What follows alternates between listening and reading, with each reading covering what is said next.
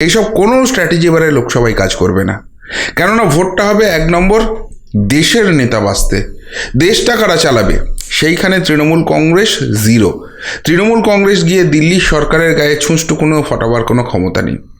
আর আরেকটা দাবি তৃণমূল করে থাকে যে কেন্দ্রে যাকে করছো করো বাবা, কিন্তু এই রাজ্যে মমতা বন্দ্যোপাধ্যায়কে ঢেলে দাও। দুটো কারণে।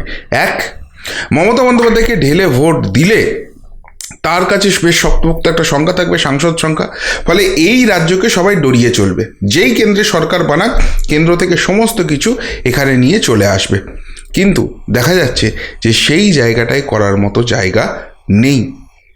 যত মমতা বন্দ্যোপাধ্যায়ের সাংসদ সংখ্যায় হোক না কেন, আলটিমেটলি কেন্দ্রের সরকারের কাছ থেকে বাংলার জন্য কিছু আনতে তারা ব্যর্থ। তার কারণ হচ্ছে, মেন দাগটা হচ্ছে চুরির।